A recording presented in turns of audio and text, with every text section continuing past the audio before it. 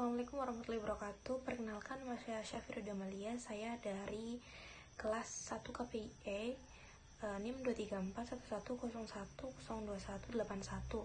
Saya di sini akan mempresentasikan tugas UAS SKI. Agama memiliki dua dimensi sekaligus, yaitu teologis dan historis. Agama yang bersifat teologis yaitu merupakan wahyu Tuhan yang kebenarannya bersifat mutlak dan absolut. Sementara agama dalam dimensi historis berada dalam ruang sosial, budaya, dan lingkungannya yang secara berkembang secara dinamis. Di masyarakat Jawa, kebudayaan merupakan hal sentral yang menjadi bagian kehidupan sehari-hari. Dalam konteks kebudayaan, masyarakat Jawa dibagi menjadi dua, yaitu penduduk pesisir dan penduduk pedalaman. Di penduduk pesisir ini, itu masyarakat terutama di bagian utara yang aktivitasnya berhubungan dengan perdagangan dan nelayan. Aktivitas ini memiliki pengaruh yang kuat dari Islam. Sementara itu, penduduk pedalaman yang bercorak kejawen berpusat pada Kerajaan Yogyakarta, Surakarta, serta Karasidenan, Banyumas, Madiun, dan Malang. Secara sosial, masyarakat Jawa terbagi menjadi dua, yaitu Wong Cilik dan kaum Priyayi. Selain dari dua kelompok ini, terdapat kelompok kecil yang memiliki prestise yang tinggi, yaitu kelompok negara atau nur. Jadi di wilayah Jawa Tengah bagian barat ini atau JTBS meliputi banyak negara dan berhubungan dalam sejarahnya, mempunyai kaitannya dengan sejarah kerajaan di Jawa. Kerajaan-kerajaan tersebut meliputi Kesultanan Demak Mataram, Yogyakarta, dan Kesultanan Surakarta. Secara geografis cukup jauh dari wilayah JTBS. Kondisi ini cukup berpengaruh terhadap konstruksi kebudayaan keraton. Yang kedua yaitu dimensi secara historis. Sejarah masyarakat JTBS terbentuk dari zaman prakolonial atau masa kerajaan Jawa Majapahit, merupakan kerajaan sentral yang memberikan pengaruh secara luas terhadap masyarakat Jawa, termasuk JTBS. Berdirinya Banyumas yang wilayahnya meliputi Kabupaten Banyumas, Banjarnegara, Cilacap, Purbalingga, dan Kebumen. Bersamaan waktu dengan meninggalnya Sultan Haniwijaya tahun 1582. Banyumas dipimpin pertama kali tahun 1582 oleh Kiai Raden Adipati Wargahutama yang kedua. Keagamaan atau keislaman Raden Sutawijaya sebagai Raja Mataram menjadi model keberagaman rakyatnya. Raden Sutawijaya memiliki fungsi-fungsi penasehat, diambil oleh para pujangga sebagai intelektual keraton yang beraliran mistis kejawen. Beraliran mistis kejawen ini dengan demikian makna corak Islam masa Mataram awal adalah Islam kejawen. Apa sih itu Islam kejawen? Islam kejawen itu merupakan bentuk pertemuan antara Islam dan budaya Jawa melalui pendekatan statistik. Pendekatan ini relatif mendapatkan unsur-unsur teknis agama seperti syariat atau fikih, melainkan lebih kepada orientasi substantif dari keagamaan. Jadi cara keagamaan di wilayah ini relatif sejenis yang bisa dilihat dari indikasi bahasa, praktik keagamaan, keislaman, dan peninggalan-peninggalan sejarah Islam. Dari proses awal Islamisasi di wilayah Banyumas, kita selanjutnya akan membahas tentang potret masyarakat Jawa Tengah bagian barat selatan atau Banyumas. Kita tahu bahwa Banyumas sebelum Islam tidak bisa dipisahkan dari sejarah dua kerajaan besar yang menguasai bumi kerajaan tersebut, yaitu Kerajaan Majapahit dari Jawa Timur dan Pajajaran dari Jawa Barat. Kerajaan Majapahit kemudian membentuk Banyumas, bisa ditelusuri pada sejarah Wirasa Bersatu, sementara Kerajaan Pajajaran dapat ditemukan pada sejarah berdirinya Kadipaten Pasir Luhur. Banyumas sebenarnya merupakan kota kabupaten yang merupakan bagian dari Kerajaan Majapahit, Pajajaran maupun kerajaan-kerajaan di Jawa Tengah bagian timur. Banyumas sebenarnya merupakan kota kabupaten yang merupakan bagian dari Kerajaan Majapahit, Pajajaran maupun kerajaan-kerajaan di Jawa Tengah bagian timur. Secara sosial, Banyumas merupakan beberapa kota besar yang pernah menjadi penguasa tanah Nusantara, khususnya bagian Jawa.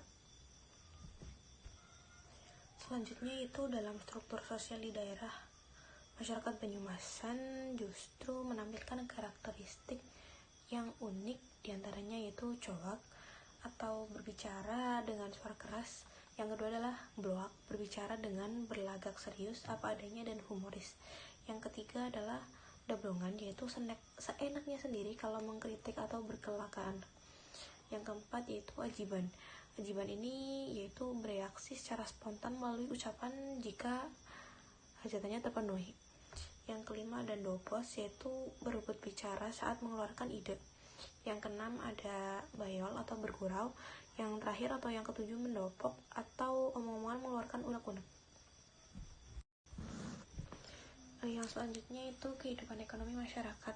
Kondisi alam seluruh daratan di Pulau Jawa dikenal dengan kesuburan tanah dan curah hujan yang sangat tinggi.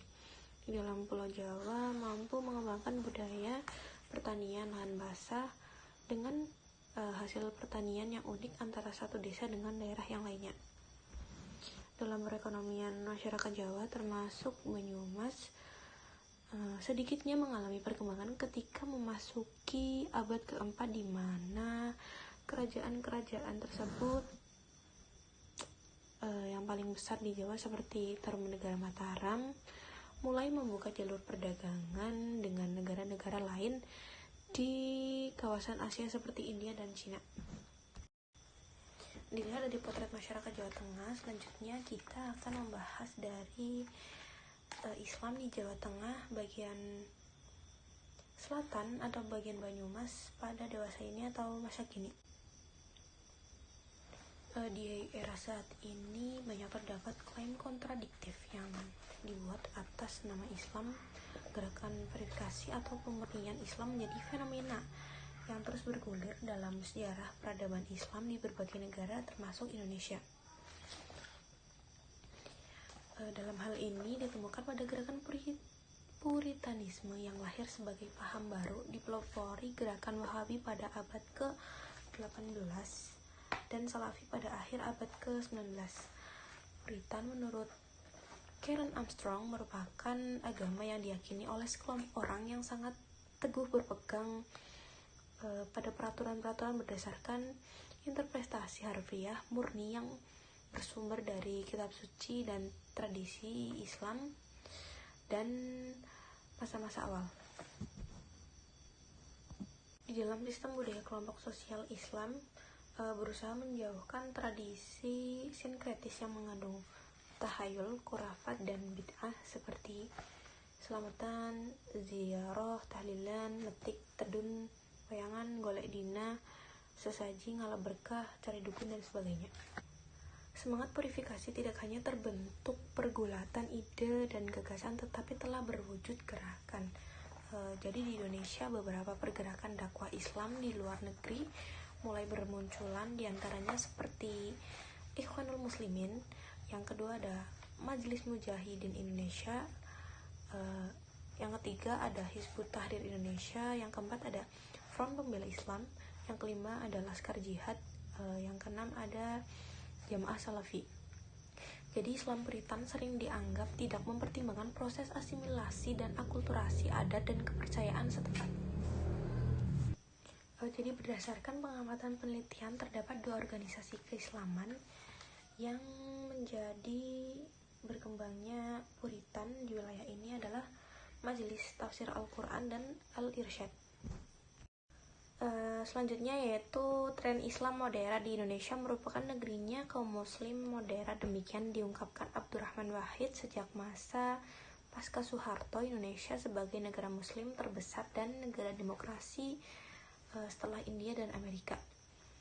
Ormas-ormas yang monumental atau kesan menimbulkan sesuatu yang besar di Indonesia yaitu terdiri dari dua, yaitu Nahdlatul Ulama dan Muhammadiyah.